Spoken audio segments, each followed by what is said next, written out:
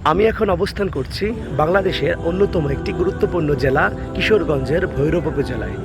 আলহামদুলিল্লাহ, সকাল সকাল পৌঁছে গেলাম কমলাপুর রেল স্টেশনে। আমাদের ট্রেন ছাড়বে সকাল 6টা 30 মিনিট। আমি আগে ভাগেই চলে এসেছি, তবে আমার সাথে যাদের যাওয়ার কথা তারা এখনও আসেননি, তবে খুব শীঘ্রই তাও চলে আসবেন ইনশাআল্লাহ। আজকের গন্তব্য ঢাকা বিভাগের অন্যতম একটি সুন্দর জেলা কিশোরগঞ্জের ভৈরব উপজেলায়। আমরা যাচ্ছি আমাদের প্রিয় ভাই সাইফুল ইসলাম ভাইয়ের বাসায়। সেখান থেকেই আমরা বিভিন্ন দর্শনীয় স্থান ঘুরব ইনশাআল্লাহ। স্টেশনের ডিসপ্লে বোর্ডে দেখে নিলাম আমাদের ট্রেন কোন প্ল্যাটফর্মে এবং ডিপারচার টাইম। আমরা এখন ট্রেনে ওঠার জন্য যাচ্ছি।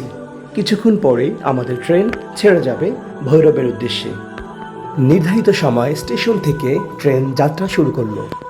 আমরাও বাইরের মনোরম প্রাকৃতিক সৌন্দর্য দেখতে দেখতে চলছি আমাদের গন্তব্যস্থানে।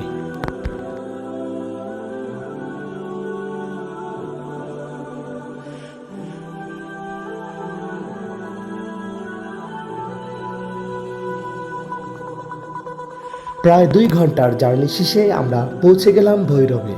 আগে থেকেই আমাদের প্রিয় ভাই সাইফুল ইসলাম আমাদের জন্য অপেক্ষায় ছিলেন।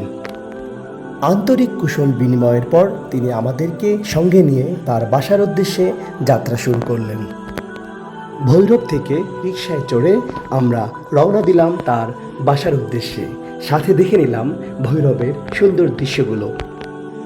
সেখানে পৌঁছে সকালের নাস্তা সেরে কিছুক্ষণ বিশ্রাম নিয়ে আমরা চলে এলাম মেঘনা নদীর পাড়ে।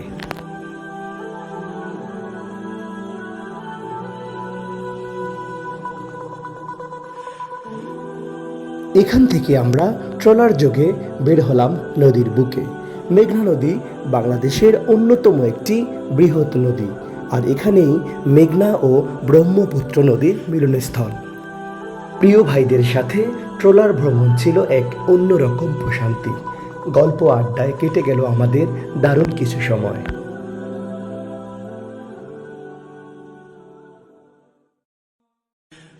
চলতে চলতে আমরা পৌঁছে গেলাম ব্রাহ্মণবাড়িয়ার আশুগঞ্জ উপজেলায়। এখানে রয়েছে বিখ্যাত লালপুর বাজার, যা রসগোল্লার জন্য অনেক জনপ্রিয়।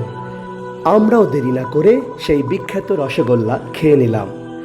খেতে খেতেই বুঝতে পারলাম কেন এই রসগোল্লার এত সুনাম চারিদিকে ছড়িয়ে পড়েছে।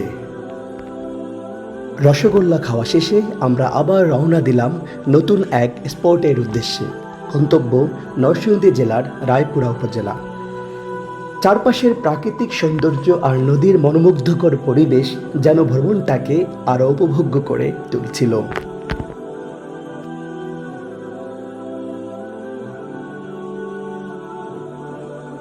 অবশেষে সেখানে পৌঁছে আমরা সবাই আনন্দচিত্তে নেমে পড়লাম পানিতে। হাসি ঠাট্টা আর দারুণ সব মুহূর্তের মাঝে গোসলটা হয়ে উঠছিল সত্যি স্মরণীয় এবং অভিজ্ঞতা। এই সময়গুলি যেন ভ্রমণের আসল আনন্দ, যা মনে থাকবে অনেক দিন। সব জায়গায় ঘোরাঘুরি শেষে আমরা ফিরে এলাম সাইফুল ভাইয়ের বাসায় দুপুরের খাবারের জন্য। সাইফুল ভাই আমাদের জন্য রাজকীয় আয়োজন করেছিলেন, যা ভাষায় প্রকাশ করা সত্যিই কঠিন। খাওয়া দাওয়া শেষে বিকেলে আমরা বের হলাম মেঘনা নদীর পাড়ে। প্রাকৃতিক সৌন্দর্য কিছুক্ষণ উপভোগ করলাম। সন্ধ্যার পরে বাসায় এসে নাস্তা সেরে বিদায় নিলাম আমাদের গন্তব্যের পথে। সব মিলিয়ে একটি অসাধারণ স্মরণীয় ভ্রমণ। সাইফুল ভাইয়ের প্রতি আন্তরিক কৃতজ্ঞতা এত সুন্দর আয়োজন আর আন্তরিক আতিথেয়তার জন্য।